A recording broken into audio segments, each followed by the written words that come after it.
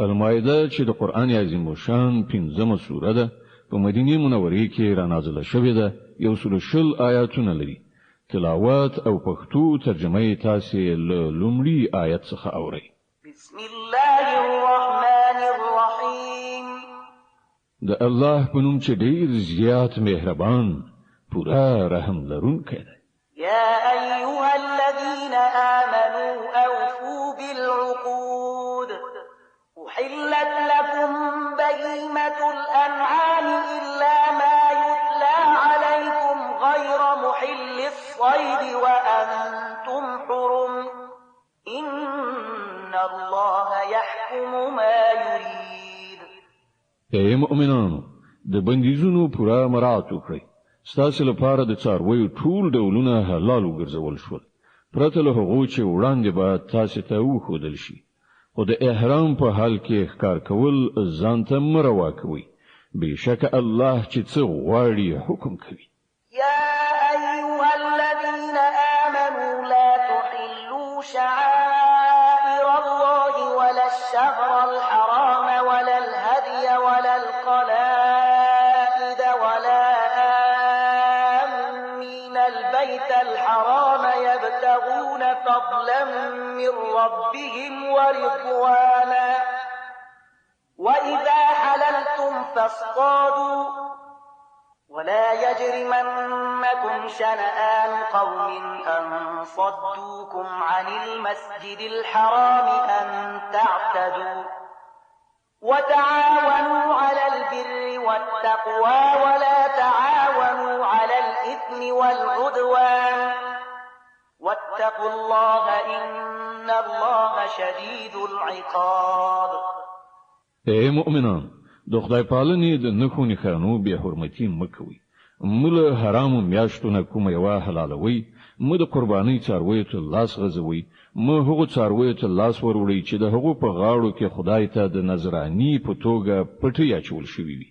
مو هغه خلک زوروي چې د خپل رب د فضل او د هغه د خوشحالي په لټه کې د کعبه د محترم کور په لوري ځي. هو کله چې د احرام حالت ایست شي نو تاسو ښکار کولای شئ او ګوري یوې ډلې چې تاسو لپاره د مسجد حرام لار بند کړې ده نو پر هغه باندې تاسو غوسه دي تاسو دومره توجن نکړي یعنی دې ته مو نه هڅوي چې تاسو هم د حقوق په خلاف په ناروا تیروي الله سپوري کړی. نه کوم کارونه چې د نیکی او خدای پالنې دي په هغو کې له ټولو سره مرسته وکړي او کوم کارونه چې د ګناه او تیری دي په هغو کې د هیڅ ملاتړ مکوي. له الله نه ویریږي د هغه عذاب ډیر سخت دی. حرمت عليكم الميتة والدم ولحم الخنزير وما أهل لغير الله به والمنخنقة والموقوذة والمتردية والنطيحة وما أكل السبع إلا ما ذكيتم وما ذبح على النصب وأن تستقسموا بالأزلام ذلكم فسق. اليوم يئس الذين كفروا من دينكم فلا تخشوهم واخشون اليوم أكملت لكم دينكم وأتممت عليكم نعمتي ورضيت لكم الإسلام دينا فمن اضطر في مخمصة غير متجانف لإثم فإن الله غفور رحيم. پر تاسو حرام کړی شو مرداره یعنی د خپل مړ شوي څاروي غوښه او وینه د خوک غوښه هغه څاروي چې له خدای پرته د کوم بل چا په نوم ذبح کړی شوی وي هغه چې په ستوني خپه کېدو په زخمی کېدو یا له لوړ نه پر غورځېدو مړ شوی وي یا هغه چې کوم جناور شری کړی وي پرته له هغه چې تاسو هغه ژوندۍ مندل او ذبح کړی وي او هغه څاروي چې د کوم چا په دربار کې ذبح کړی شوی وي همدارنګه دا هم تاسو لپاره ناروا ده چې د فال د غشو په وسیله خپل اقبال وګورئ. دا ټول کارونه فسق دي. نن کافران تاسو د دین لخوا پورا ناامید شوي دي نو تاسو له هغه څخه مو ویریږئ بلکې له ما نه ویریږئ. نن ما تاسو دین تاسو لپاره بشپړ کړی دی او خپل نعمت می پر تاسو پوره کړی دی او ستاسو لپاره مې اسلام ستاسو د دین په توګه منظور کړی دی. له دې کبله د حلال او حرام کوم بندیزونه چې پر تاسو لګول شوي دي د هغو مراعات وکړئ. البته څوک چې له لوږې نه اړو ګرځي له هغو نه څه شی وخوري بېله دې چې د ګناه خواته یې میلان وي نو بېشکه چې الله بخښونکی او رحم کوونکی دی. يسألونك ماذا أحل لهم قل أحل لكم الطيبات وما علمتم من الجوارح مكلبين تعلمونهن مما علمكم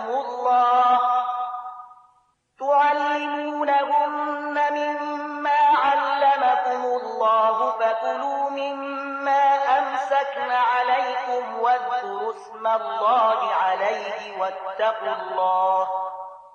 إن الله سريع الحساب. خلق پوښتنه کوي چې هغه ته څه شی حلال کړای شوی دي وایي تاسو ته ټول پاک شیان حلال کړای شوی دي او کوم ښکاری ځناور چې تاسو یې مخته کړی وي هغه ته مو د خدای درکړي علم په اساس د ښکار تعلیم ورکړی وي هغه ځناور چې کوم شی تاسو لپاره ونیسي د هغه خوراک هم تاسو ته روا ده. البته پر هغه باندې د الله نوم واخلي او د الله د قانون د ماتولو نه وېریږي. د الله په حساب اخیستنه کې څه ځن نه راځي.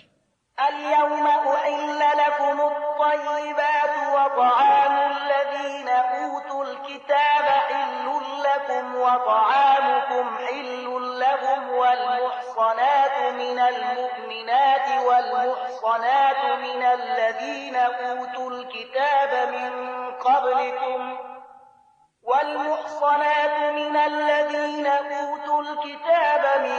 قبلكم إذا آتيتموهن أجورهن محصنين غير مسافحين ولا متخذي أخدان ومن يكفر بالإيمان فقد حبط عمله وهو في الآخرة من الخاسرين. نن ستاسو لپاره ټول پاک شیان حلال کړی شوی دي. د اهل کتابو خواړه ستاسو لپاره حلال دي او ستاسو خواړه د هغو لپاره حلال دي او پاک لمنې ښځې هم ستاسو لپاره حلال دي که هغوی د مؤمنانو له ډلې څخه وي یا له هغو قومونو څخه چې هغو ته له تاسو نه مخکې کتاب ورکړی شوی په دې شرط چې تاسو د هغو مهر ورکړئ په نکاح کې د هغوی ساتونکي اوسئ نه دا چې په آزاد شهوترانۍ لاس پورې کړئ یا په پټه په غلا یارانې وکړئ او چا چې د ایمان پر تګلاره باندې لټلونه انکار وکړ نو د هغه د ژوند ټول کړو وړو به بېزا یعنی ضایع شي او هغه به په آخرت کې تش لاسه بېوزلی وي. يا أيها الذين آمنوا إذا قمتم إلى الصلاة فاغسلوا وجوهكم وأيديكم إلى المرافق وامسحوا برؤوسكم وأرجلكم إلى الكعبين وإن كنتم جنبا فاطهروا وإن كنتم مرضى أو على سفر أو جاء أحد منكم من الغائط أو لامستم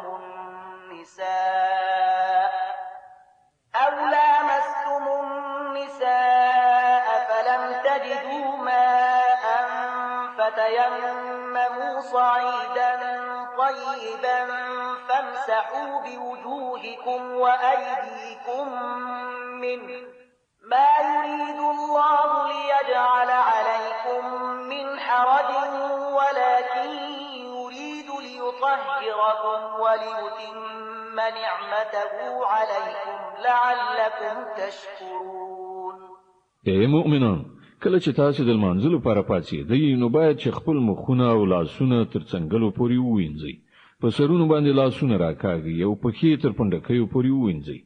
که د جنابت په حال کې یاست نو په لمبلو یعنی غسل ځان پاک کړئ که ناروغان یا مسافر یاست یا له تاسو نه کوم څوک له حاجت پوره کولو نه راشي یا تاسو په ښځو لاس لګولی وي او اوبو نه مومئ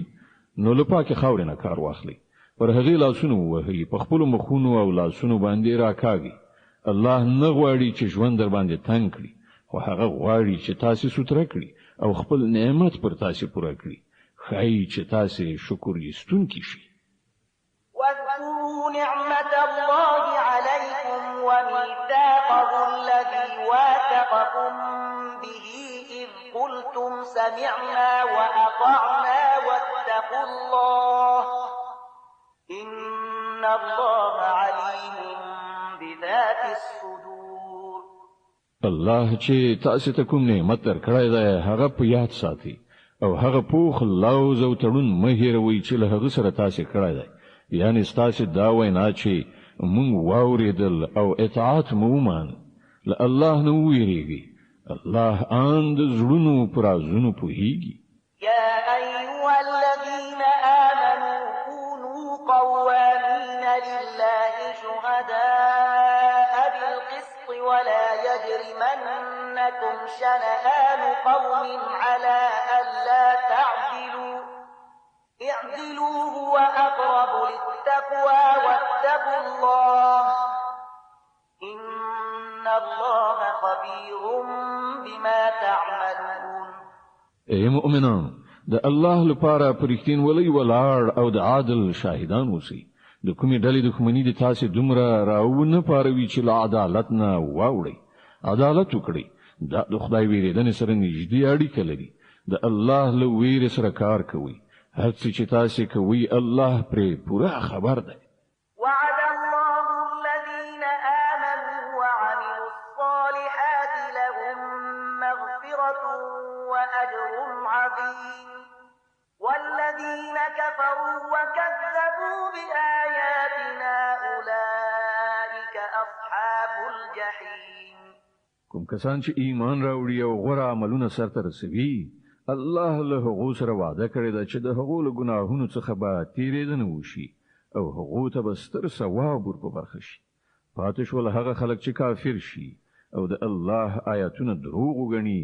نو هغوی دوزخ ته تلونکي دي. يا أيها الذين آمنوا اذكروا نعمة الله عليكم إذ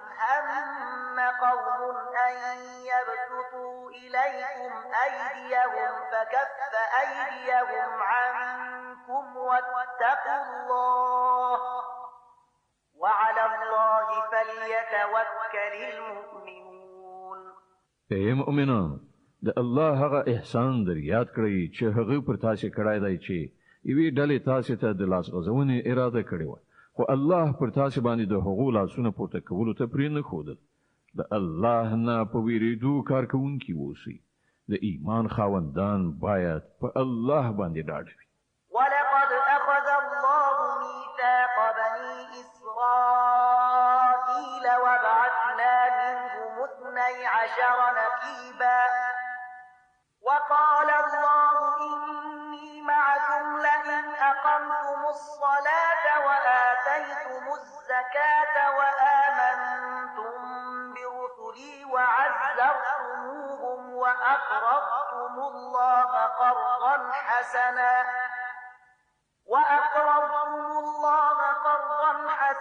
لأكفرن عنكم سيئاتكم ولأدخلنكم جنات تجري من تحتها الأنهار فمن كفر بعد ذلك منكم فقد ضل سواء السبيل. الله له بنی اسرائیل نه په خا وعده اخیسته او په هغو کې 12 نقیبان یعنی وکیلان ټاکلي او هغه ته ویلي و چې زه له تاسو سره یم، که تاسو منځ برقرار کړ، زکات مو ورکړ،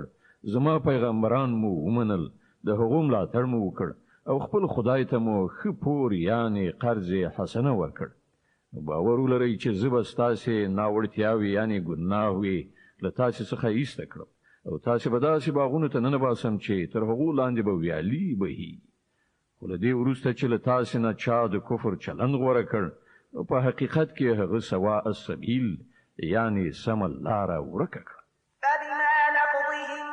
ميثاقهم لعناهم وجعلنا قلوبهم قاسية يحرفون الكلم عن مواضعه ونسوا حظا مما ذكروا به ولا تزال تطلع تطلع على خائنة منهم إلا قليلا منهم فاعف عنهم واصفح إن الله يحب المحسنين. بیا دا د حقوق خپل وعده ماتولو چې د هغې له امله موږ هغوی له خپل رحمت څخه لرې وغورځول او د هغو زړونه مو سخت کړل. اوس د هغو حال دا دی چې الفاظ سرچپه اړوي، له یو ډول خبرې نه بل ډول خبره جوړوي. کومه ښوونه چې هغو ته شوې وه د هغو زیاته برخه یې هیره کړې ده او هره ورځ تاسې ته د هغو یو نه یو خیانت څرګندېږي. له هغو څخه ډېر لږ کسان له دې عیب څخه ژغورل شوي دي. نو کله چې دغه حالت رسیدلی دي نو چې هر ډول بدعملي وکړي د همغه هیله ورڅخه کیږي. نو له دې عمله هغوی ته بخښنه وکړه او د هغو له حرکتونو څخه سترګې پټوونکی اوسه. الله هغه خلک خوښوي چې د احسان چارچلند لري. ومن الذين قالوا إنا نصارى أخذنا ميثاقهم فنسوا حظا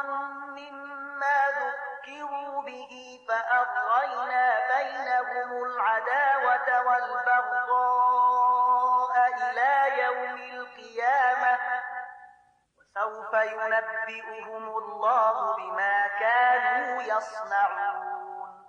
په همدې ډول موږ له هغو خلکو څخه هم پخه وعده اخیستې وه چې هغو ویلي وو چې موږ نصارا یو،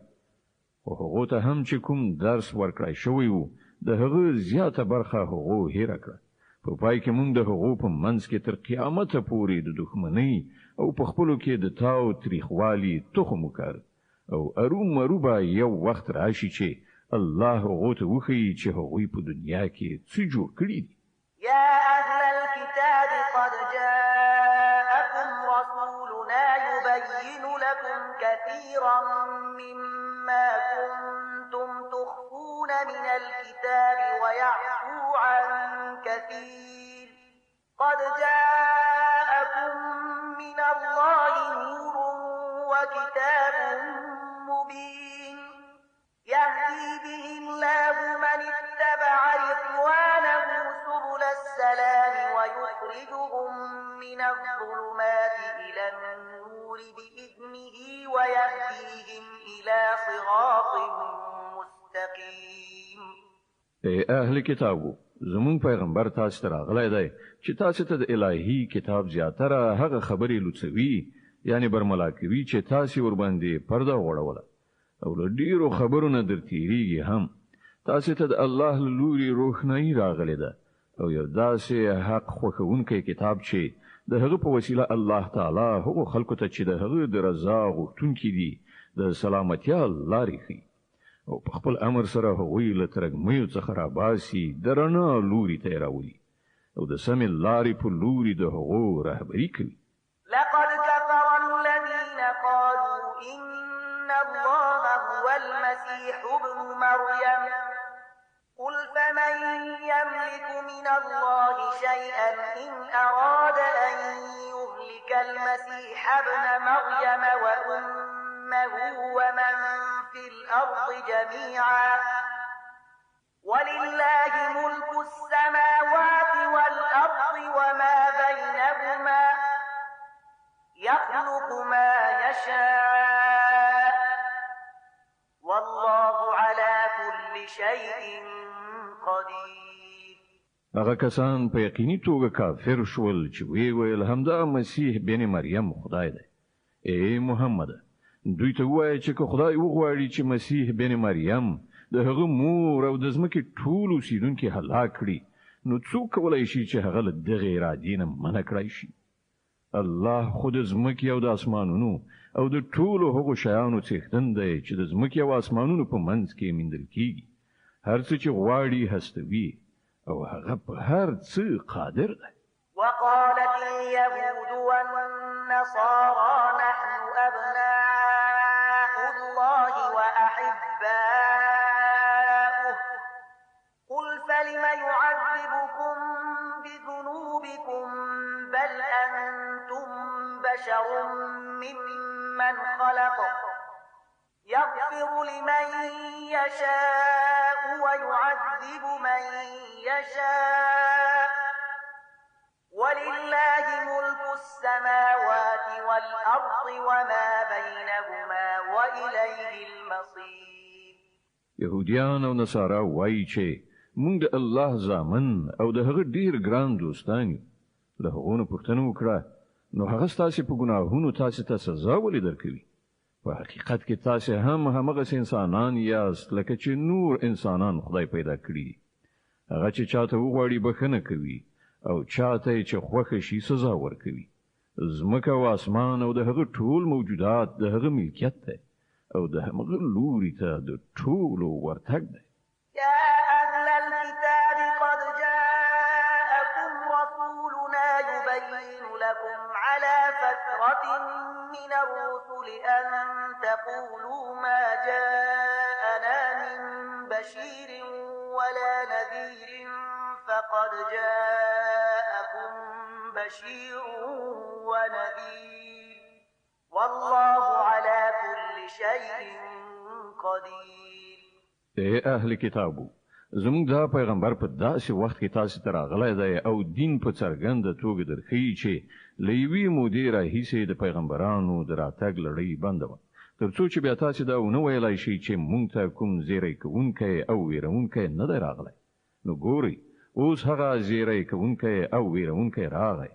او الله په هر څه باندې برلاس دی. وَإِذْ قَالَ مُوسَى لِقَوْمِهِ يَا قَوْمِ اذْكُرُوا نِعْمَةَ اللَّهِ عَلَيْكُمْ إِذْ جَعَلَ فِيكُمْ أَنْبِيَاءَ وَجَعَلَكُمْ مُلُوكًا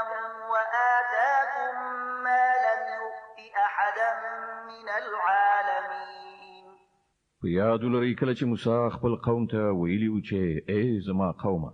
د الله هغه نعمت در په زړه کړئ چې هغه تاسو ته در په برخه کړی و. هغه په تاسو کې پیغمبران پیدا کړل، تاسو فرمان روایان وګرځولئ او تاسو ته هغه څه درکړل چې په نړۍ کې هیڅ چاته نو ورکړي. يا قوم ادخلوا الأرض المقدسة التي كتب الله لكم ولا ترتدوا على أدباركم فتنقلبوا خاسرين. اے قومه، هغه سپېڅلې ځمکې ته ننوځئ چې الله ستاسو لپاره لیکلې ده. پر شا مه اوړئ، که نه نو ناکام او نامراده به وګرځئ. قالوا يا موسى إن فيها قوما جبارين وإنا لن ندخلها حتى يخرجوا منها فإن يخرجوا منها فإنا داخلون. هغوی په جواب کې وویل ای موسی، هلته خو ډیر زورور خلک اوسېږي، موږ به هیڅکله هلته لاړ نه شو تر څو چې هغوی له هغه ځایه ونه وځي. هو که هغوی ووتل نو موږ به د ورننوتلو لپاره چمتو یو. قال رجلان من الذين يخافون أنعم الله عليهم ادخلوا عليهم الباب فإذا دخلتموه فإنكم غالبون وعلى الله فتوكلوا إن كنتم مؤمنين. په هغو ویریدونکو کې دوه تنه داسې هم وو چې پر هغو باندې الله خپل نعمت پیرزو کړی. هغوی وویل چې د دې جبارانو د مقابلې لپاره له دروازې نه دننه ورشي. کله چې تاسو دننه ورسیږئ نو تاسو به برلاسی یاست. په الله ډاډه اوسئ که تاسو مؤمنان یئ. قالوا يا موسى إنا لن ندخلها أبدا ما داموا فيها فاذهب أنت وربك فقاتلا إنا هاهنا قاعدون. خو هغوی بیا هم دا وویل چې ای موسی، موږ خو به هلته هیڅکله ورنه شو تر څو چې هغوی هلته وي. ته او ستا رب دواړه لاړ شئ او وجنګېږئ، موږ دلته ناست یو. قال رب إني لا أملك إلا نفسي وأخي فافرق بيننا وبين القوم الفاسقين. موسی وویل ای زما پروردګار، زما په واک کې هیڅ نشته بې زما له خپل ځان او زما له ورور نه، نو ته موږ له دغو سرکشانو څخه بیل کړه. قال فإنها محرمة عليهم 40 سنة يتيهون في الأرض فلا تأس على القوم الفاسقين. الله جواب ورکړ خنو هغه هیواد تر 40 کلونو پورې پر دوی حرام دی. دوی به په ځمکه کې لالهان د سرګردانه وګرځي. د دې سرکشانو په حالت اندېښمن کېږم. واتل عليهم نبأ ابني آدم بالحق إذ قربا قربانا فتقبل من أحدهما ولم يتقبل من الآخر قال لأقتلنك قال إنما يتقبل الله من المتقين. او لکشان دوی ته د آدم د دو زامنو قصه هم بشپړه واوروه. کله چې هغوی دواړو قرباني وکړه نو له هغو څخه د یو قرباني قبول شوه او د بل قبول نشو. هغه ویل زه به تا ووژنم. هغه ځواب ورکړ الله خو یوازې د پرهیزګارانو نظرونه قبلوي. لئن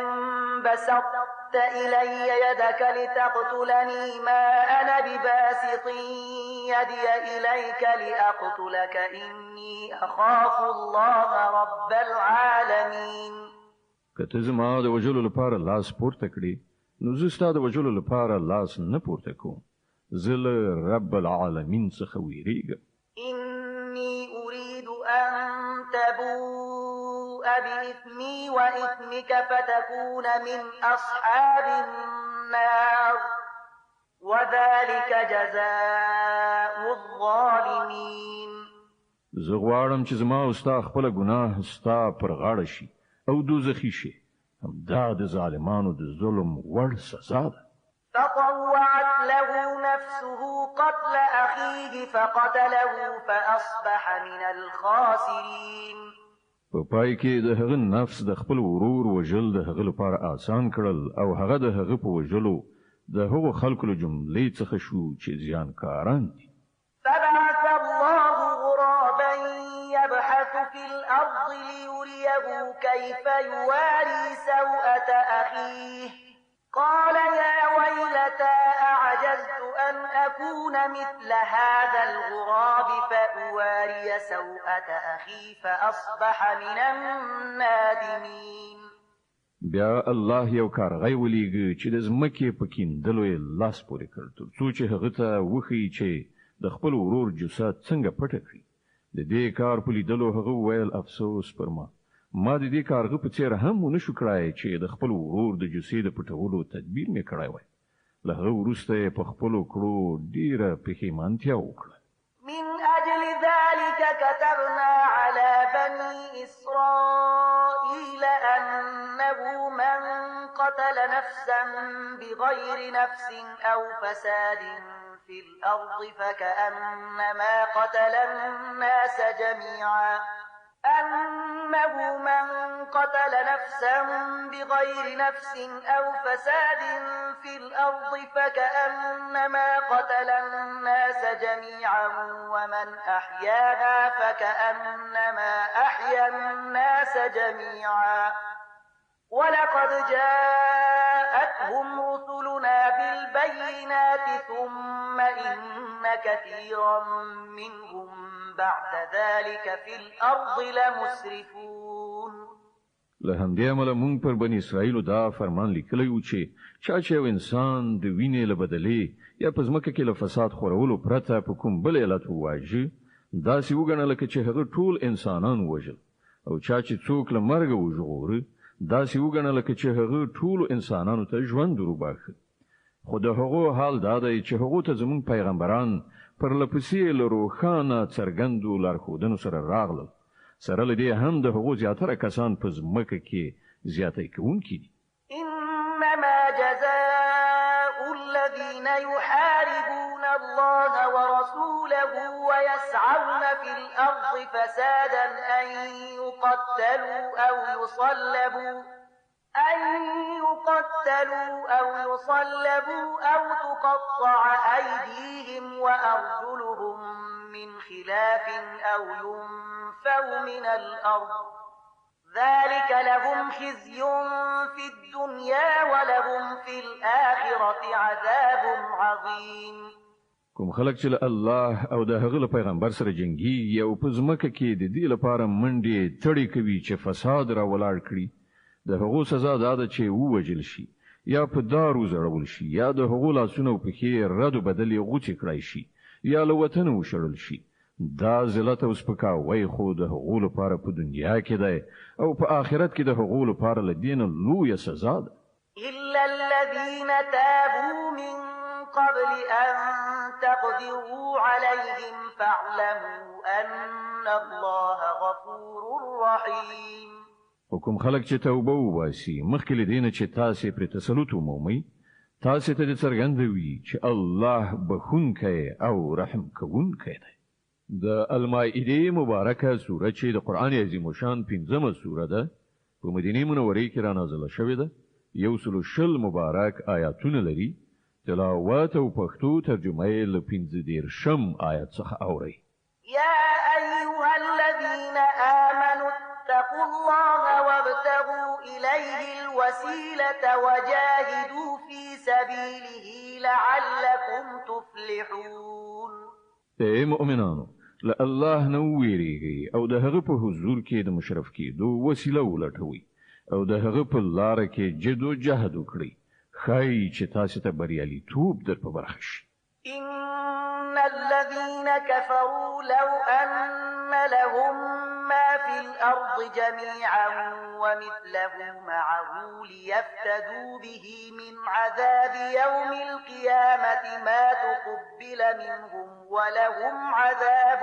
أليم خو په هیږي چې کوم کسانو چې د کفر راویا غوړه کړی ده که د هغو په لاس کې د ټول ځمکې شتمنۍ وي او همدومره نور هم ورسره او هغوی وغواړي چې هغه په فدیه کې ورکړي د قیامت د ورځې له عذاب وژغورل شي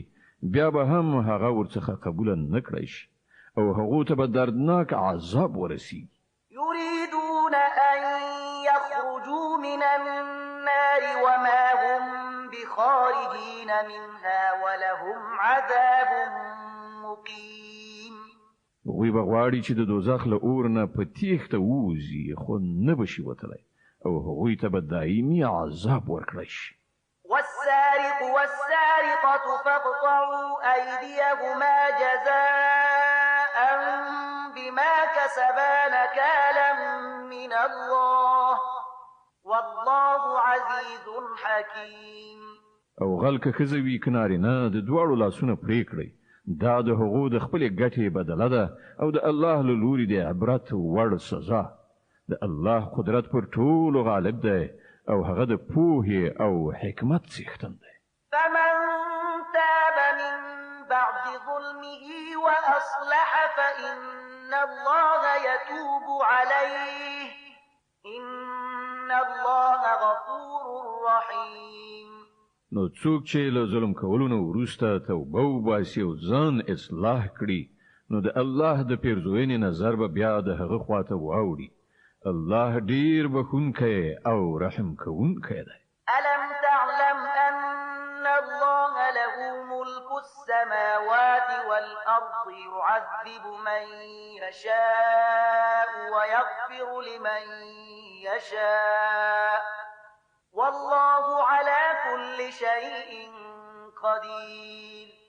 آیات نه پوهیږي چې الله د ځمکې او اسمانونو د سلطنت څښتن دی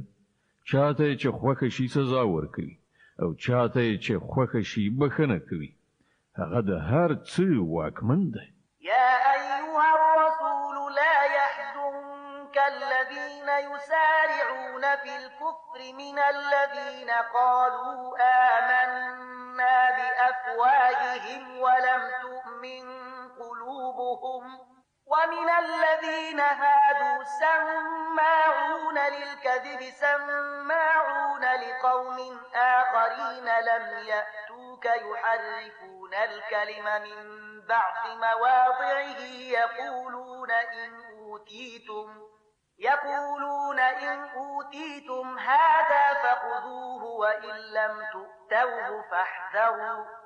ومن يرد الله فتنته فلن تملك له من الله شيئا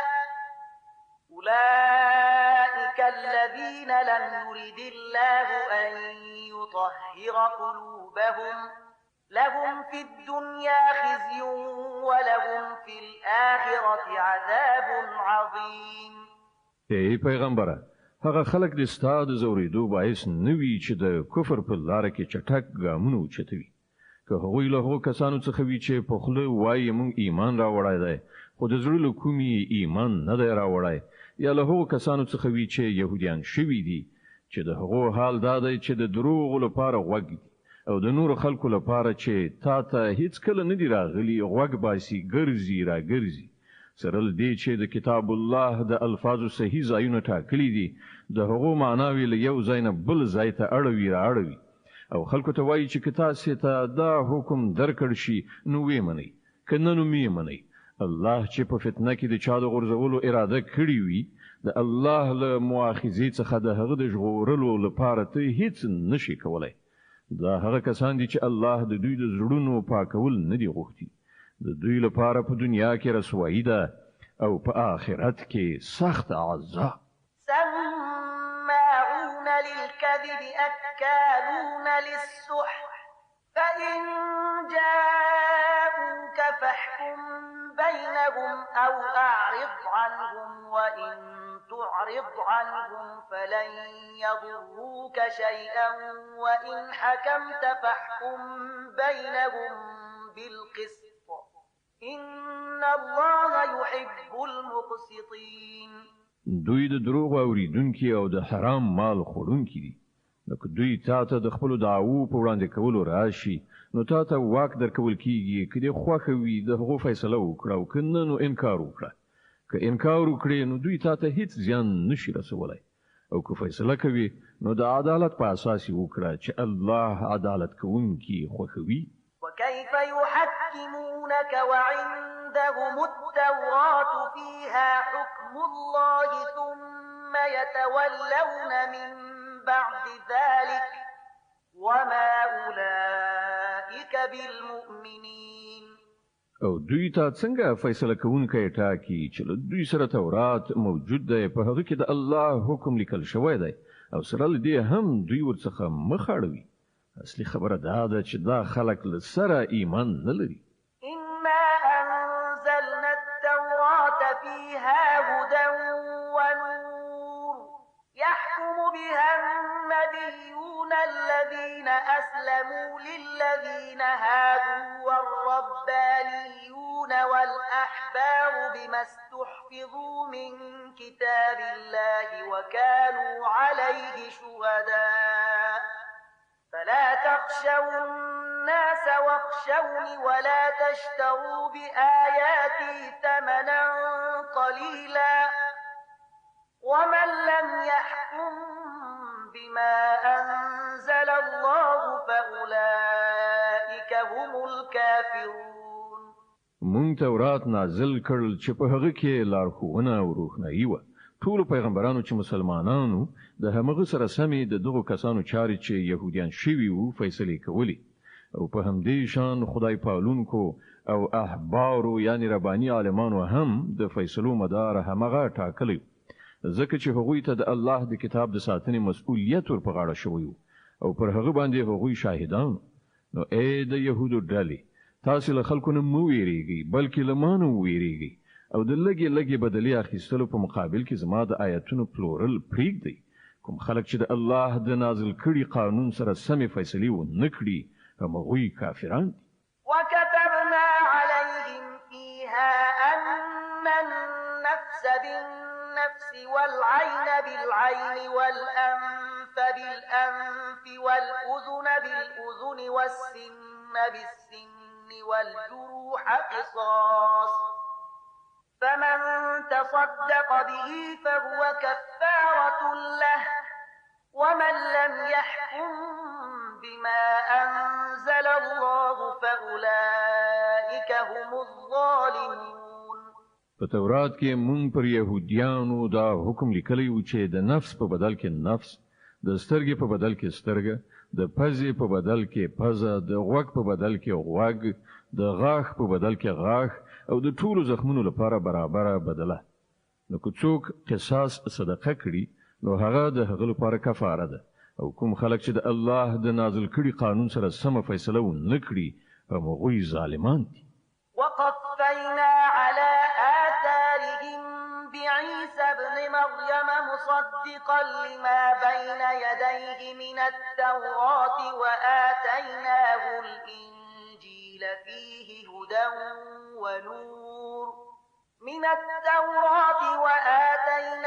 الإنجيل فيه هدى ونور ومصدقا لما بين يديه من التوراة وهدى وموعظة للمتقين. بیا موږ له هغو پیغمبرانو وروسته د مریم علی السلام زوی عیسی علی السلام ولیږي.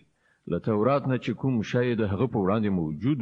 د هغه ریښتینه کوونکی او موږ هغه ته انجیل ورکړ چې په هغه کې لارښوونه او روښنايي و او هغه هم د تورات د هغه څه چې په هغه وخت کې موجود او ریښتینه کوونکی او له خدای نه د ویریدونکو خلکو لپاره له سره تر پایه هدایت او نصیحت. وليحكم أهل الإنجيل بما أنزل الله فيه ومن لم يحكم بما أنزل الله فأولئك هم الفاسقون. زمونږ حکم چې د انجیل خاوندان دي له هغه قانون سره سم فیصله وکړي چې الله په هغه کې نازل کړی دی او کوم خلک چې د الله د نازل کړي قانون سره سم فیصله ونه کړي هم غوی فاسقان دي. وأنزلنا إليك الكتاب بالحق مصدقا لما بين يديه من الكتاب ومهيمنا عليه فاحكم بينهم بما أنزل الله ولا تتبع أهواءهم عما جاءك من الحق لكل جعلنا منكم شرعة ومنهاجا ولو شاء الله لجعلكم أمة واحدة ولكن ليبلوكم فيما آتاكم فاستبقوا الخيرات إلى الله مرجعكم جميعا فينبئكم بما كنتم فيه تختلفون. او اے محمد مونږ ته دا کتاب درلېږلی چې په حق راغلی دی او له کتاب څخه چې څه د په وړاندې موجود دي د هغو ریښتینی کوونکی او د هغو ساتونکی او محافظ دی. نو له دې کبله ته د خدای د نازل کړي قانون سره سمې د خلکو چارې فیصله کړه او کوم حق چې تا ته راغلی دی له هغه نه په مخ اړولو سره د هغو د غوښتنو پیروي مه کوه. موږ له تاسې نه د هر یو لپاره یو شریعت او یو عملی تګلاره ټاکلې ده. که څه هم چې ستاسې خدای غوښتلی وای نو تاسې ټول یو امت هم جوړولای شوي خو هغه دا د دې لپاره وکړل چې څه شی چې تاسې ته درکړي دي په هغه کې تاسې وازمایي. نو په غوره چارو کې یو له بل نه د وړاندې کېدو هڅه وکړئ. په پای کې ستاسې ټولو د خدای لوري ته ورګرځېدل دي. بیا به هغه تاسې ته اصلي حقیقت چې تاسې پکې اختلاف کوئ دروخي. وأن احكم بينهم بما أنزل الله ولا تتبع أهواءهم واحذرهم أن يفتنوك عن بعض ما أنزل الله إليك فإن تولوا فاعلم أنما يريد الله أن يصيبهم ببعض ذنوبهم وإن كثيرا من الناس لفاسقون. اے محمد ته د الله د نازل کړي قانون سره سم د دې خلکو د چارو فیصله وکړه او د هغو د خواهشاتو پیروي مکوه. پام کوه چې دا خلک تا په فتنه کې وانه چوي. یو ذره قدر دې هم له هغه هدایت نه وخته و نمومي چې خدای تا ته درلېږلی دی.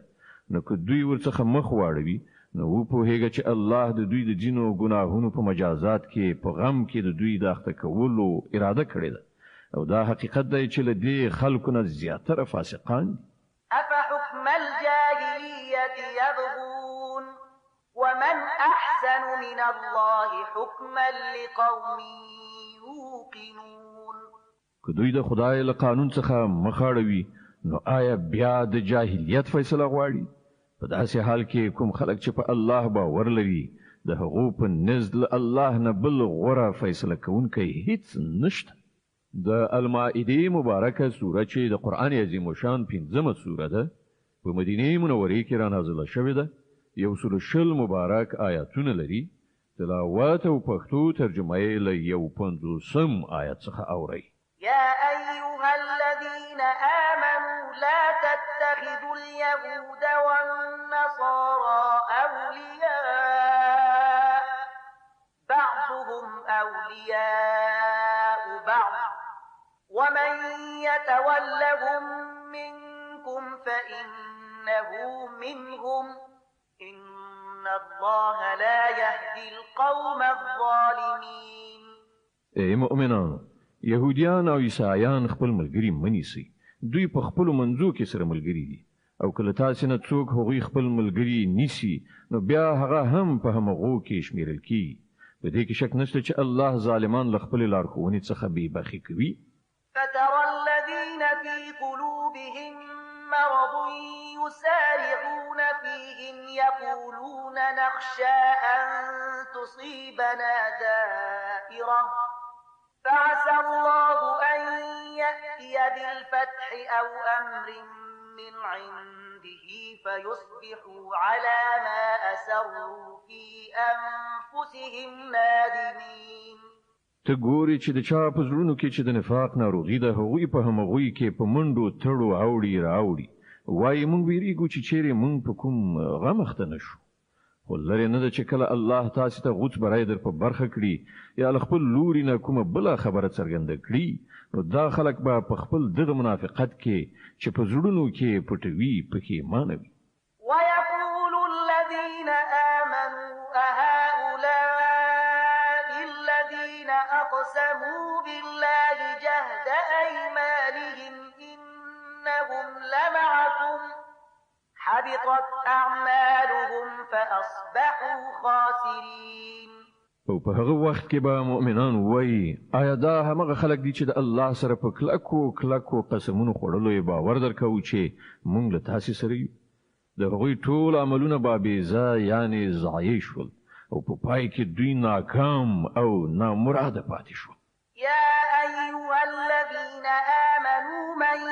يرتد منكم عن دينه فسوف يأتي الله بقوم يحبهم ويحبونه أذلة على المؤمنين أعزة على الكافرين على الكافرين يجاهدون في سبيل الله ولا يخافون لومة لائم ذلك فضل الله يؤتيه من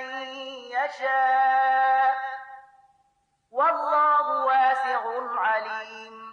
ای مؤمنان، کله تاسو نه څوک له خپل دین نه واوړي نو وادي وړي، الله به نور ډیر داسې خلک پیدا کړي چې الله ته ګران وي او الله هغوی ته ګران وي، چې له مؤمنانو سره به نرمي کوي او پر کافرانو سختی، چې د الله په لار کې به جد او جهد وکړي او د هیڅ ملامتونکي لپړې اچولو نه ونه ویریږي. دا د الله فضل دی، چاته چې خوښ شي ور په برخه کوي. الله د پراخ وسایلو څښتن او په هر څه پوهیږي. إنما وليكم الله ورسوله والذين آمنوا الذين يقيمون الصلاة ويؤتون الزكاة وهم راكعون ومن يتول الله ورسوله والذين آمنوا فإن حزب الله هم الغالبون.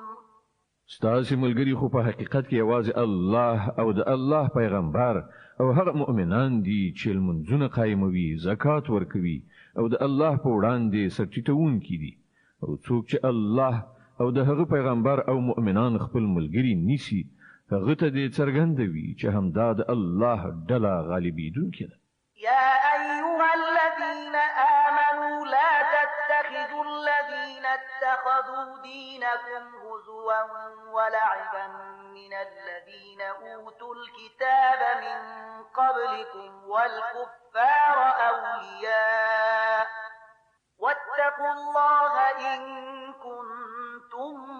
مؤمنين. ای مؤمنانو له تاسو نه د مخکنیو اهل کتابو کوم خلکو چې ستاسو دین د ټوکو او ساتیری مورد ګرځولای دی هغوی او نور کافران خپل دوستان او ملګري منیسي له الله نه ویریږي که مؤمنان یاست. وإذا ناديتم إلى الصلاة اتخذوها هزوا ولعبا ذلك بأنهم قوم لا يعقلون.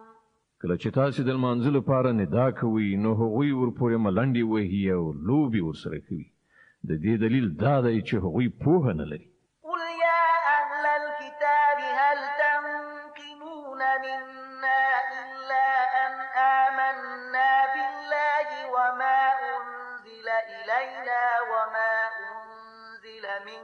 قبل وأن أكثركم فاسقون.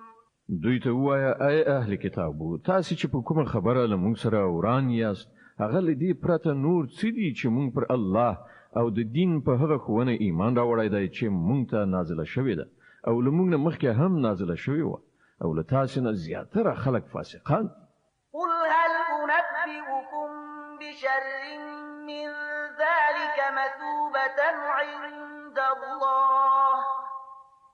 من لعنه الله وغضب عليه وجعل منهم القردة والخنازير وعبد الطاغوت أولئك شر مكانا وأضل عن سواء السبيل. بیا وایا آیا زه هغه خلک دروغ یم چې د هغو عاقبت د خدای په وړاندې د فاسقانو له عاقبت څخه هم ډیر بد دی. هغه کسان چې الله ور باندې لعنت کړی او غضب ور باندې نازل کړی چې له هغو څخه بیزوګان او خوګان جوړ شول چې هغوی د غیر الله د قانون اطاعت وکړ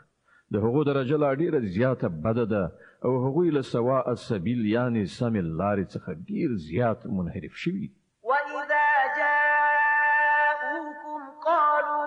آمنا وقد دخلوا بالكفر وهم قد خرجوا به والله أعلم بما كانوا يكتمون. کله چې دوی تاسو ته راځي نو وایي چې موږ ایمان راوړی حال دا دی چې د کفر سره راغلي او له کفر سره بیرته لاړل او الله ښه پوهیږي چې څه دوی په زړونو کې پټ کړي دي. وترى كثيرا منهم يسارعون في الإثم والعدوان وأكلهم السحت لبئس ما كانوا يعملون. ته ګوري چې له هغو څخه زیاتره خلک د ګناه ظلم او زیاتی په چارو کې په منډو تړو اوړي راوړي او حرام مال خوري. ډیر ناوړه حرکتونه دي چې دوی کوي. لولا ينهاهم الربانيون والأحبار عن قولهم الإثم وأكلهم السحت لبئس ما كانوا يصنعون. ولی د دوی علما او روحانیون په ګناه باندې دوی له ژبې خوځولو او د حرامو له خوړلو څخه نه منع کوي. په باوري توګه د ژوند ډیره بده کارنامه ده چې هغوی تیاروي. وقالت اليهود يد الله مغلولة غلت أيديهم ولعنوا بما قالوا بل يداه مبسوطتان ينفق كيف يشاء وليزيدن كثيرا منهم ما أنزل إليك من ربك طغيانا وكفرا وألقينا بينهم العداوة والبغضاء إلى يوم القيامة كلما أوقدوا نارا للحرب أطفأها الله ويسعون في الأرض فسادا والله لا يحب المفسدين. يهوديان وایي د الله لاس تړل شوی دی او تړل شول د دوی لاسونه او پر دوی باندې لعنت ووري د دې بې ځایه ناوړه وینا په اساس چې دوی کوي. د الله لاسونه آزاد دي څنګه چې خوښه شي لګښت کوي. حقیقت دا دی کوم کلام چې ستاسو د رب له لوري پر تا نازل شوی دی هغه برعکس له هغو څخه د زیاترو خلکو د سرکشي او باطل پرستی د زیاتوالي موجب ګرځېدلی دی او د دې په بدله کې موږ د هغو په منځ کې تر قیامته پورې عداوت او دښمني اچولې ده. کله چې دوی د جنگ اور په لمبو راولي الله هغه مړ کړي دوی په ځمکه کې د فساد خورولو هڅه کوي او الله فساد راوړونکي هیڅ کله نه خوښوي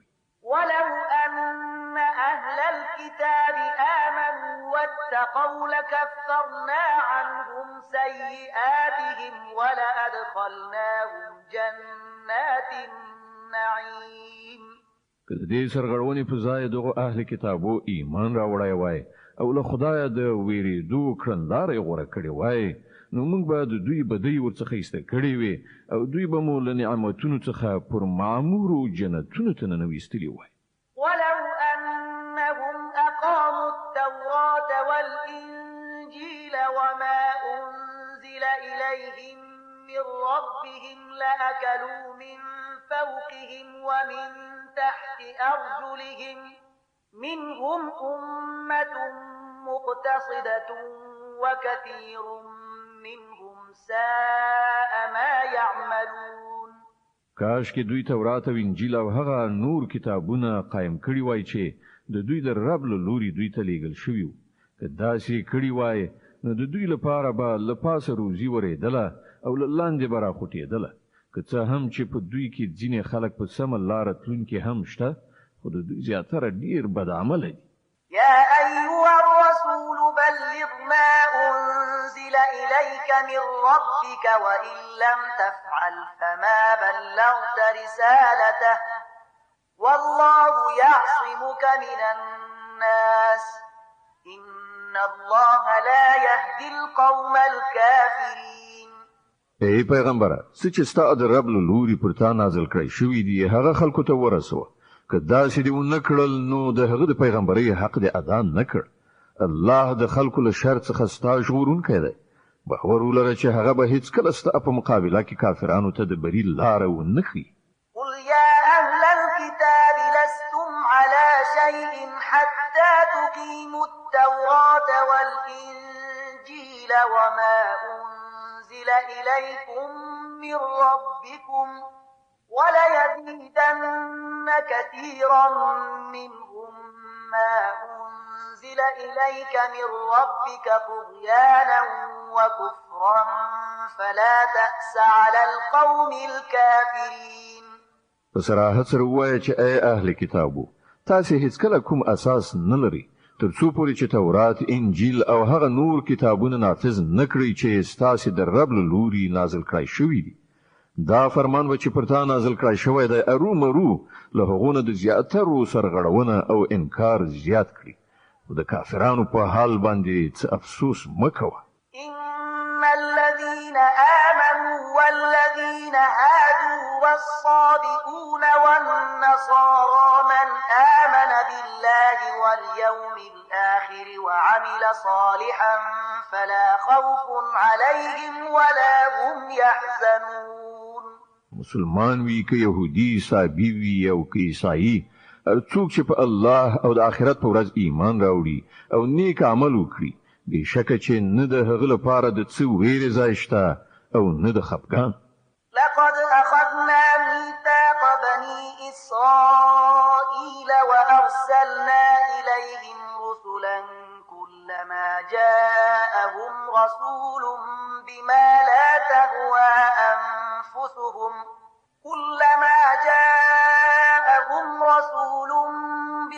لا تهوى أنفسهم فريقا كذبوا وفريقا يقتلون مونږ له بنی اسرائیل څخه کلکه وعده اخیسته او هغه ته مو ډیر پیغمبران لیږلي او هر کله چې کوم پیغمبر هغه ته د هغو د نفسي غوښتنو په خلاف څه شی راوړای دی نو چاته د دروغ نسبتونه کړی او څوک یې وژلي وحسبوا ألا تكون فتنة فعموا وصموا ثم تاب الله عليهم ثم عموا وصموا كثير منهم والله بصير بما يعملون او لزان سره دا انګیرل د چې څه فتنه را ولاړ نشي دې عمل وړاندې کانو شول بیا الله هغه ته بخنه وکړه خو له هغه څخه زیاتره کسان لا زیات وړاندې کانو شول الله د هغه د ټول حرکتونه ګوري لقد كفر كفر الذين قالوا إن الله هو المسيح ابن مريم وقال المسيح يا بني إسرائيل اعبدوا الله ربي وربكم وقال المسيح يا بني إسرائيل اعبدوا الله ربي وربكم إنه من يشرك بالله فقد حرم الله عليه الجنة إنه من يشرك بالله فقد حرم الله عليه الجنة ومأواه النار وما للظالمين من أنصار. هغه کسان په یقیني توګه کافر شول چې هغوی وویل چې همدا مسیح بن مریم الله دی. په داسې حال کې چې مسیح علی السلام ویلی و چې ای بنی اسرائیلو د الله بندگی وکړئ چې هغه هم زما رب دی او هم ستاسو. چا چې له الله سره څوک شریک وګاڼه الله پر هغه جنت حرام کړی او د هغه استوګنځای دوزخ دی او د داسې ظالمانو هیڅ مرستندویان نشته. لقد كفر الذين قالوا إن الله ثالث ثلاثة وما من إله إلا إله واحد وإن لم ينتهوا عما يقولون ليمسن الذين كفروا منهم عذاب أليم. هغه خلک په یقیني توګه کافر شول چې ویل الله په دریو کې یو دی. په داسې حال کې چې له یو خدای پرته هیڅ کوم بل خدای نشته. که دا خلک له خپلو دغو ویناو څخه منع نشي نو له هغوی څخه چې هر څوک کافر شوي دي هغوی ته به دردناک عذاب ورکړی شي. أفلا يتوبون إلى الله ويستغفرونه والله غفور رحيم. نو آیا دوی الله ته توبه نه باسي او له هغه نه بخښنه نه غواړي؟ الله ډیر بخښونکی او رحم کوونکی دی. ما المسيح ابن مريم إلا رسول قد خلت من قبله الرسل وأمه صديقة كانا يأكلان الطعام انظر كيف نبين لهم الآيات ثم انظر أنا يؤفكون. مسیح بن مریم علیه السلام له پیغمبر نه پرته نور څه نو. له هغه نه مخکې هم نور زیات پیغمبران تیر شوي دي. د هغه مور یو رښتیا پاله ښځه وه او هغوی دواړو خواړه خوړل. ګوره موږ په څه شان د هغوی په وړاندې د حقیقت نښانې څرګندې کړي دي. بیا وګوره دوی کوم لوري ته اړول کېږي. قل أتعبدون من دون الله ما لا يملك لكم ضرا ولا نفعا والله هو السميع العليم. دوی ته وایه آیا تاسې له الله نه پرته د داسې شي بندګي کوئ چې نه تاسې ته د ضرر رسولو واک وس لري او نه د ګټې؟ په داسې حال کې چې د هر څه اورېدونکی او په هر څه پوهېدونکی خو یوازې الله دی. قل يا أهل الكتاب لا تغلوا في دينكم غير الحق ولا تتبعوا أهواء قوم قد ضلوا من قبل وأضلوا كثيرا ولا تتبعوا أهواء قوم قد ضلوا من قبل وأضلوا كثيرا وضلوا عن سواء السبيل. وای ای اهل کتابو په خپل دین کې افراط مکوئ او د هغو خلکو د افکارو پیروي مکوئ چې له تاسو نه مخکې په خپل هم گمراه شول او ډیر نور هم بي لارې کړل او له سواء السبيل یعنی سم لارې نه واوښتل. لعن الذين كفروا من بني إسرائيل على لسان داود وعيسى بن مريم ذلك بما عصوا وكانوا يعتدون. له بني اسرائیل څخه چې کوم خلکو د کفر لار غوړه کړه پر هغوی باندې د داوود او عیسی ابن مریم په ژبه لعنت ویل شو ځکه چې هغوی سرکشه شوي وو او له حده په تیری کولو یې لاس پورې کړی. كانوا لا يتناهون عن منكر فعلوه لبئس ما كانوا يفعلون هغوی د بدو چارو له سرته رسولو څخه یو د بل منع کول پریښیو ناوړه کړنلاره وه چې هغوی غوره کړه ترى كثيرا منهم يتولون الذين كفروا لبئس ما قدمت لهم أنفسهم أن سخط الله عليهم وفي العذاب هم خالدون نن ته له هغوی څخه زیاتره داسې خلک ویني چې د مؤمنانو په مقابله کې د کفارو ملاتړ او ملګرتیا کوي په یقیني توګه ډیر بد عاقبت دی چې د هغوی نفسونو د هغوی لپاره تیار کړی دی الله پر هغوی په غضب شوی دی او هغوی په همیشنی عذاب کې اوسیدونکي دي ولو كانوا يؤمنون بالله والنبي وما أنزل إليه ما اتخذوهم أولياء ولكن كثيرا منهم فاسقون که پر اختیار سره دا خلک د الله پیغمبر او هغه څه منونکي وایي چې پر پیغمبر باندې نازل شوی وو نو هیڅ کله به د مؤمنانو په مقابله کې کافران خپل دوستان نه نیول مګر له هغوی څخه خو زیاتره خلک د خدای له اطاعت نه وتلي دي لتجدن أشد الناس عداوة للذين آمنوا اليهود والذين أشركوا ولتجدن أقربهم مودة للذين آمنوا الذين قالوا إنا نصارى ذلك بأن منهم قسيسين ورهبانا وأنهم لا يستكبرون تبه د مؤمنانو په دښمنۍ کې تر ټولو زیات سخت يهوديان او مشرکان عمومي او د مؤمنانو لپاره به په دوستۍ کې ډیر نږدې هغه خلک عمومي چې هغوی ویلي و چې موږ نصارایو دا له دې امله چې په هغوی کې عبادت کوونکي عالمان او تاریکو دنیا فقیران مندل کیږي او په هغوی کې نفسي غرور نشته د المائده مبارکه سوره چې په مدینه منوره کې را نازله شوې ده د قران عظیم شان 15مه سوره ده تلاوت او پښتو ترجمه یې له 83 آیت څخه اوري وإذا سمعوا ما أنزل إلى الرسول ترى أعينهم تفيض من الدمع مما عرفوا من الحق يقولون ربنا آمنا فاكتبنا مع الشاهدين کله چې هغوی هغه کلام واوري چې پر پیغمبر نازل شوی دی نو ته به وګوري چې د حق پیژندنې له امله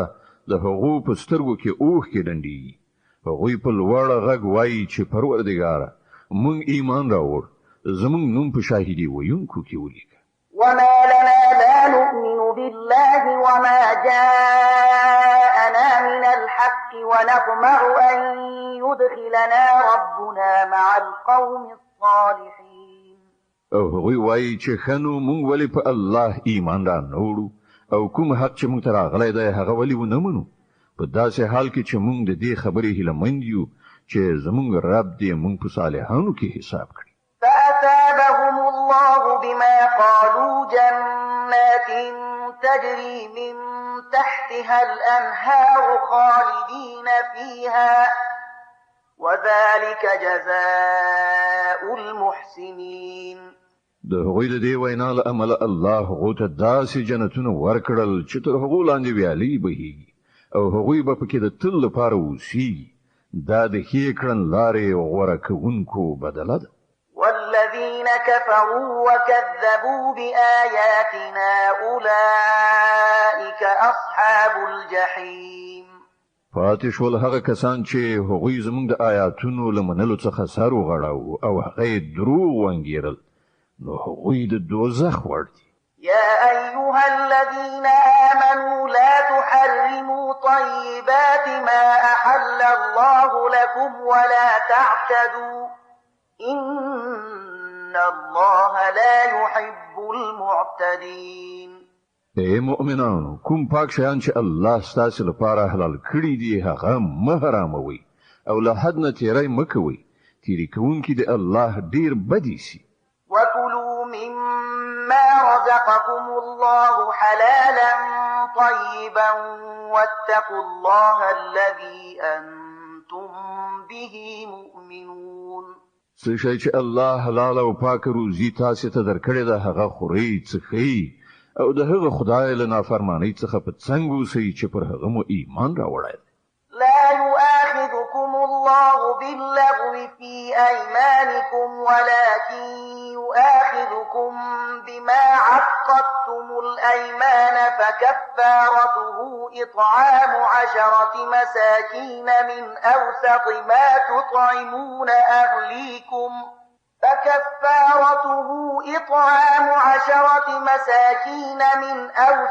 ما تطعمون أهليكم أو كسوتهم أو تحرير رقبة فمن لم يجد فصيام 3 أيام ذلك كفارة أيمانكم إذا حلفتم واحفظوا أيمانكم كذلك يبين الله لكم آياته لعلكم تشكرون.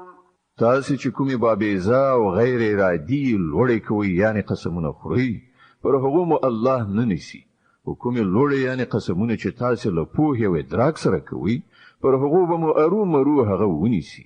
د داسې قسمونو ماتولو کفارت دا ده چې لسو مسکینانو ته له هغه منځنۍ درجه خوړو څخه ورکړئ چې تاسو خپل کورنۍ ته ورکوي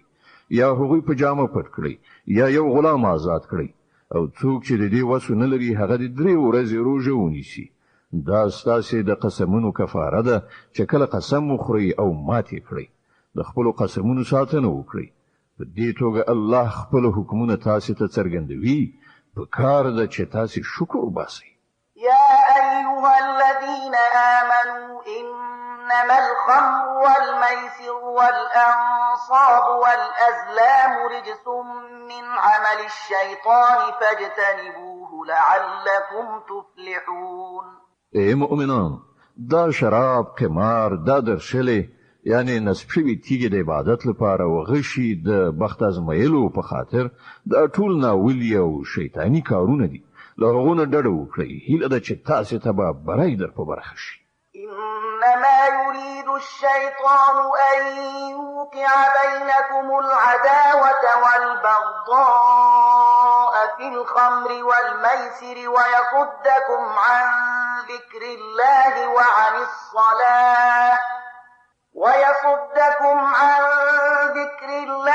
وعن الصلاة فهل أنتم منتهون.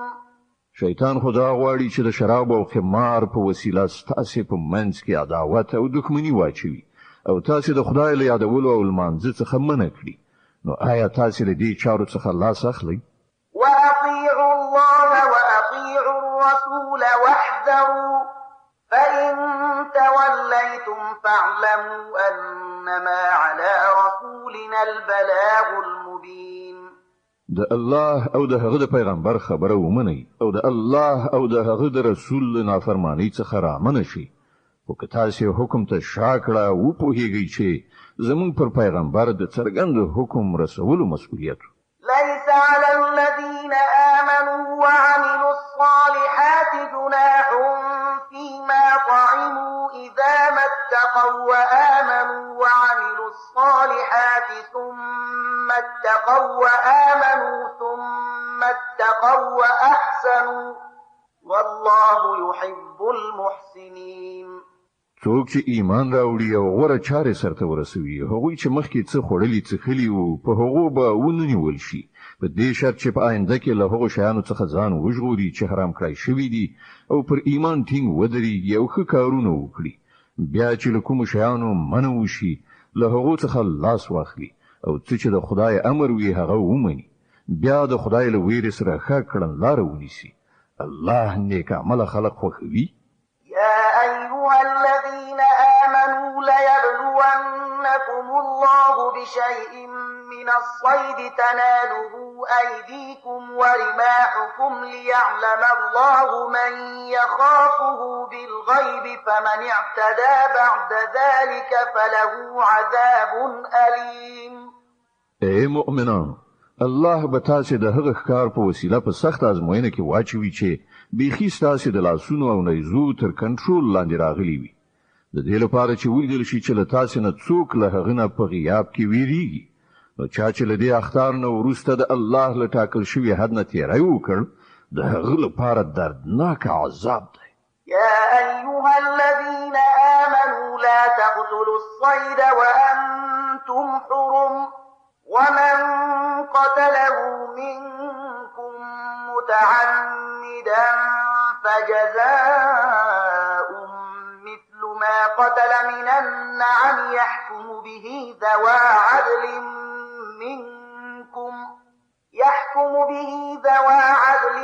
منكم هديا بالغ الكعبة أو كفارة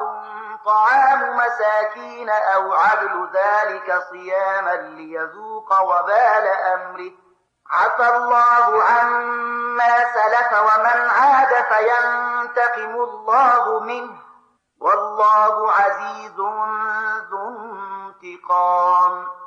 اے مؤمنان د احرام په حالت کې ښکار مو وژنئ او کله تاسو نه چا په پوهه او ادراک سره داسې وکړل نو کوم څاروی چې هغه وژلی وي نو د همغه انډول یو څاروی به له هغو څارویو نه نظر ورکوي چې د هغه فیصله له تاسو نه دوه تنه عادلان وکړي او دا نظرانه به کعبې ته رسوله کیږي که دا نه وي نو د دې ګناه په کفاره کې به څو مسکینانو ته خواړه ورکوي یا به د هغو په اندازه روژې نیسئ تر څو چې هغوی د خپلو کړو خوند وڅکي مخکې چې څه شوي هغه الله بخلي خو اوس که چا بیا دا حرکت وکړ نو له هغه نه به الله غچ واخلي. الله په ټولو بر لاس دی او د غچ اخیستنې واک وس لري. أحل لكم صيد البحر وطعامه متاعا لكم وللسيارة وحرم عليكم صيد البر ما دمتم حرما واتقوا الله الذي إليه تحشرون. ستاسو لپاره د سمندر ښکار او خواړه حلال کړی شول هر چیرته چې تاسو تمیږئ یعنی اوسېږئ هملته هم خوراک درته روا دی او د کاروان یعنی مسافرانو لپاره د لارې توښه هم کولای شي. البته د وچه ښکار تر هغه وخت پورې پر تاسو حرام کړی شوی دی تر څو پورې چې تاسو د احرام په حالت کې نو د هغه خدای له نافرمانی څخه ځان وژغورئ چې د هغه حضور ته به تاسو راغون کړی شوي ور حاضرېږي. جعل الله الكعبة البيت الحرام قياما للناس والشهر الحرام والهدي والقلائد ذلك لتعلموا أن الله يعلم ما في السماوات وما في الأرض وأن الله بكل شيء عليم. الله د درناوي وړ ځای کعبه د خلکو لپاره د ټولنیز ژوندانه د سمبالښت وسیله ګرځولې او حرام میاشت د قربانۍ څاروي او د غاړې پټۍ هم چې تاسو دا قرباني پرې نه کوئ تر څو چې تاسو ته څرګند شي چې الله د اسمانونو او ځمکې له ټولو حالاتو څخه باخبره دی او له هغه سره د هر شي علم دی. اعلموا أن الله شديد العقاب وأن الله غفور رحيم. خبردار اوسئ الله په سزا ورکولو کې هم ډیر سخت دی او د دې ترڅنګ ډیر بخښونکی او رحم کوونکی هم دی. ما على الرسول إلا البلاغ والله يعلم ما تبدون وما تكتمون. پر پیغمبر باندې خو یوازې د پیغام رسولو مسؤلیت دی نور ستاسو په ښکارا او پټو ټولو حالاتو پوهیدونکی الله دی. قل لا يستوي الخبيث والطيب ولو أعجبك كثرة الخبيث فاتقوا الله يا أولي الألباب لعلكم تفلحون. ای پیغمبره دوی ته وایي چې پاک او ناولي په هیڅ شان یو شان نه دي که د ناپاکو ډیروالی هر څومره ستاسو لپاره جالب هم وي نو ای هوښیاران د الله له نافرمانۍ نه ځان وژغورئ هیله ده چې بریالیتوب مو په برخه شي. يا أيها الذين آمنوا لا تسألوا عن أشياء إن تبد لكم تسؤكم وإن تسألوا عنها حين ينزل القرآن تبد لكم عفى الله عنها والله غفور حليم. ای مؤمنان د داسې خبرو پوښتنه مکوئ چې کدر ته څرګنده کړای شي نو تاسو ته به نه وړوي خو که تاسو د هغو پوښتنه په داسې وخت کې وکړئ چې قرآن نازلېږي نو هغه به درته څرګند شي تر اوسه چې تاسو څه کړی دي الله هغه در بخښلی دي هغه بخښونکی او د زغم څښتن دی قد سألها قوم من قبلكم ثم أصبحوا بها كافرين لتاسو نه مخکې وی ډلې هم دا ډول پوښتنې کړې وي بیا د هغو په نه عملي کولو کافران شو ما جعل الله من بحيرة ولا سائبة ولا وصيلة ولا حام ولكن الذين كفروا يفترون على الله الكذب وأكثرهم لا يعقلون الله نه د بهیرې په نامه کوم حیوان ټاکلی نه د سائبې نه د وسیلې او نه حام چې بوتانو ته مخصوص کړی شي خو دا کافران پر الله باندې د دروغ او افتراء کوي او له هغو څخه زیاتره ناپوهان دي وإذا قيل لهم تعالوا إلى ما أنزل الله وإلى الرسول قالوا حسبنا ما وجدنا عليه آباءنا أولو كان آباؤهم لا يعلمون شيئا ولا يهتدون او کله چې هغه ته ویل کیږي چې د هغه قانون په لوري راشي چې الله نازل کړی دی او د پیغمبر خواته راشي نو هغه په جواب کې وایي چې زموږ لپاره خو صرف هماغه کړن لار بس ده چې پر هغه باندې موږ خپل پلرونه نیکونه میندلې دي آیا دوی د پلرونو نیکونو څخه تقلید کوي که څه هم چې هغه په هیڅ نه پوهیږي او له سم لارې نه خبر قدر هم نه وي يا أيها الذين آمنوا عليكم أنفسكم لا يضركم من ضل إذا اهتديتم إلى الله مرجعكم جميعا فينبئكم بما كنتم تعملون اے مؤمنان د ځان فکر وکړئ د بل چا بیلاریتوب تاسو ته ځان نشي رسولای که تاسو په خپل پر سم لار یاست د الله لوري تاسو ټول ورګرځیدل دي بیا به هغه تاسو ته دروخی چې تاسو څه کول يا أيها الذين آمنوا شهادة بينكم إذا حضر أحدكم الموت حين الوصية اثنان ذوى عدل منكم أو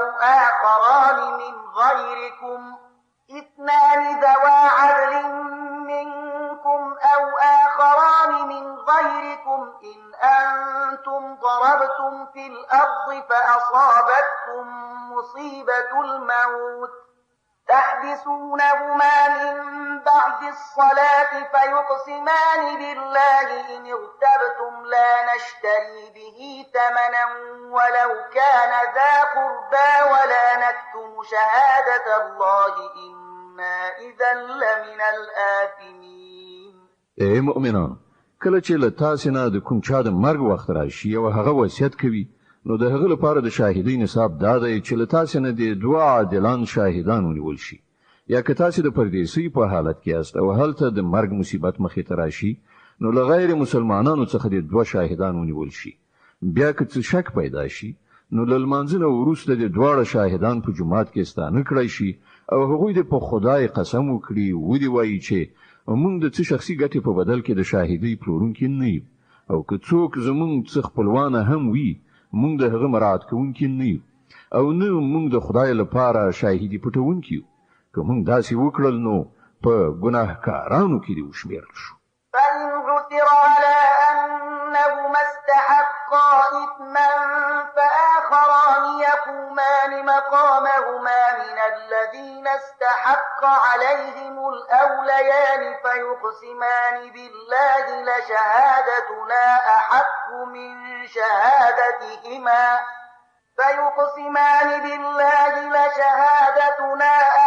من شهادتهما وما اعتدينا إنا إذا لمن الظالمين خو که ښکاره شي چې دغه دواړو خپل ځان په ګناه کې اخته کړی دی نو بیا د هغو په ځای دی دوه نور داسې کسان چې د هغوی په پرتله د شاهدۍ ویلو زیات اهلیت لري له هغو خلکو څخه دی راپاتېږي چې د هغو حق خوړل شوی وي او هغوی د په خدای قسم وخوري ولي وایي چې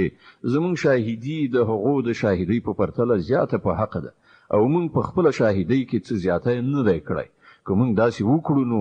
له ظالمانو څخه دی وشمیرل شو. ذلك أدنى أن يأتوا بالشهادة على وجهها أو يخافوا أن ترد أيمان بعد أيمانهم واتقوا الله واسمعوا والله لا يهدي القوم الفاسقين. په دې ترتیب زیاته هیله کېدای شي چې خلک به بیخي رښتیا شاهدي ووهي یا به لږ تر لږه له دې خبرې ویریږي چې د هغو قسمونو وروسته نه چیرته په دوهمو قسمونو تردید شي. له الله نه ویریږي او د هغه حکم واوري. الله نافرمانی کوونکي له خپلې لارښودنې څخه بې برخې کوي.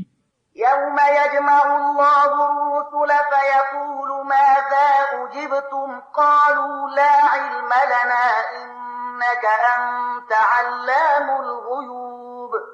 په هغه ورځ چې الله ټول پیغمبران را ټول کړي پوښتنه وکړي چې تاسو ته څه ځواب درکړ شو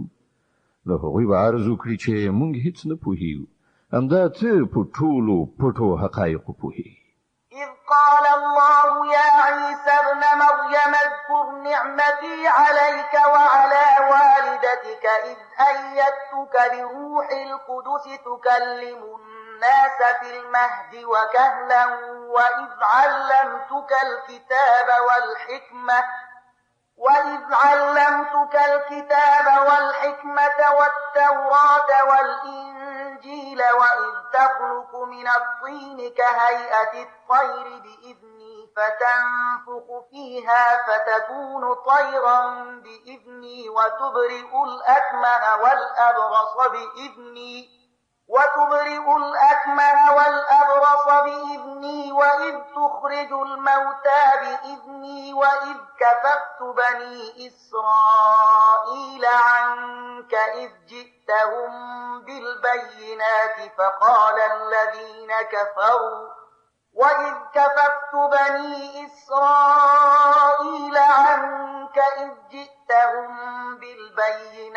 فقال الذين كفروا منهم إن هذا إلا سحر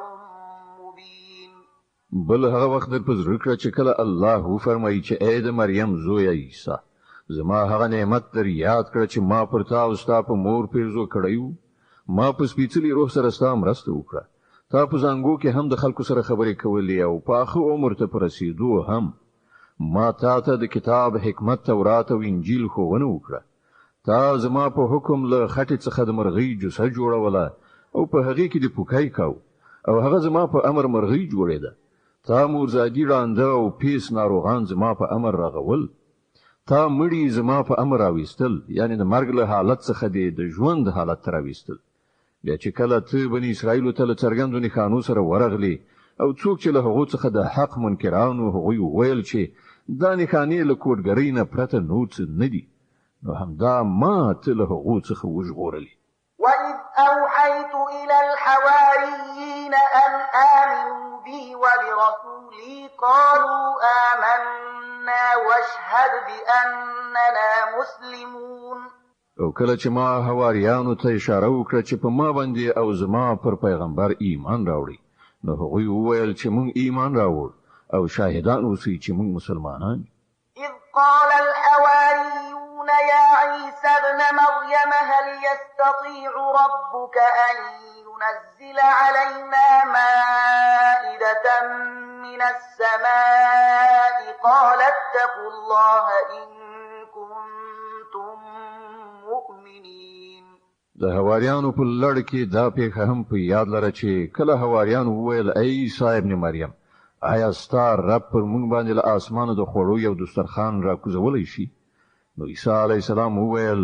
له الله نه ویریږئ که مؤمنان یاست. قالوا نريد أن نأكل منها وتطمئن قلوبنا ونعلم أن قد صدقتنا ونكون عليها من الشاهدين. هغوی وویل موږ صرف دومره غواړو چې له دې دسترخوان نه خواړه وخورو او زموږ زړه ډاډه وي او موږ ته څرګنده شي چې تا چې موږ ته څه ویلي دي هغه رښتیا دي او موږ ورباندې شاهدان اوسو. قال عيسى ابن مريم اللهم ربنا أنزل علينا مائدة من السماء تكون لنا عيدا لأولنا وآخرنا وآية منك وارزقنا وأنت خير الرازقين. له وروسته عیسی ابن مریم دعا وکړه، خدایا زمونږ ربه پر مونږ باندې له اسمانه یو دسترخوان راکوز کړه چې زمونږ لپاره، زمونږ د اوسنیو او راتلونکو نسلونو لپاره د خوښۍ موسم وګرځي او ستا له لوري یوه نښانه وي. مونږ ته روزي راکړه او ته ډېر ښه روزي رسان یې. قال الله إني منزلها عليكم فمن يكفر بعد منكم فإني أعذبه عذابا لا أعذبه أحدا من العالمين. الله جواب ورکړ، زه پر تاسې باندې د هغه راکوزونکی یم، خو وروسته له هغه چې له تاسې نه څوک کافر شي هغه ته به زه داسې سزا ورکړم چې په نړۍ کې مې هیڅ چاته نه وي ورکړي. وإذ قال الله يا عيسى ابن مريم أأنت قلت للناس اتخذوني وأمي إلهين من دون الله قال سبحانك ما يكون لي أن أقول ما ليس لي بحق إن كنت قلته فقد علمته تعلم ما في نفسي ولا أعلم ما في نفسك إنك أنت علام الغيوب. لنډه دا کله چې د دې ښېګڼو په یادولو الله وفرمایي چې ای عیسی ابن مریم، آیا تا خلکو ته ویلي و چې له خدایه پرته ما او زما مور هم په خدایي سره ونیسئ؟ نو هغه به په ځواب کې عرض وکړي چې سبحان الله، زما دا کار نه و چې هغه څه مې ویلي وای چې د هغې ویل زما لپاره حق نه و. که ما داسې خبره کړې وي نو ته به ارومرو پرې عالم یې. ته پوهېږې پر هغه څه چې زما په زړه کې دي او زه پر هغه څه نه پوهېږم چې ستا په زړه کې دي. ته خو پر ټولو پټو حقایقو عالم یې. ما قلت لهم إلا ما أمرتني به أن اعبدوا الله ربي وربكم وكنت عليهم شهيدا ما دمت فيهم فلما توفيتني كنت أنت الرقيب عليهم وأنت على كل شيء شهيد. ما له هغه څه نه پرته نور هیڅ شی نه دی ویلي چې تا راته امر کړی، دا چې د الله بندګي وکړي چې هم زما رب دی او هم ستاسې رب. زه تر هغه وخته پورې د هغو څارونکی یم چې تر څو پورې زه د هغو په منځ کې وم. کله چې تا زه بیرته دروغ وختم نو ته پر هغو څارونکی وي او ته خو پر ټولو شیانو څارونکی. إن تعذبهم فإنهم عبادك وإن تغفر لهم فإنك أنت العزيز الحكيم. اوس که ته هغو ته سزا ورکړې نو هغوی ستا بندګان دي، او که بخښنه ورته وکړې نو ته بر لاس او د حکمت خاوند. قال الله هذا يوم ينفع الصادقين صدقهم لهم جنات تجري من تحتها الأنهار خالدين فيها أبدا رضي الله عنهم ورضوا عنه ذلك الفوز العظيم. هلته الله فرمایي دا هغه ورځ ده چې په هغې کې رښتینو ته د هغو رښتینولي ګټه رسوي. د هغو لپاره داسې باغونه دي چې تر هغو لاندې ویالې بهیږي. دلته به هغوی د تل لپاره اوسي. الله له هغو نه راضي شو او هغوی له الله نه خوښ شول. همدا ستر بریالیتوب دی. لله ملك السماوات والأرض وما فيهن وهو على كل شيء قدير. د ځمکې اسمانونو او ټولو موجوداتو پادشاهي یوازې د الله ده او هغه پر هر څه قادر دی.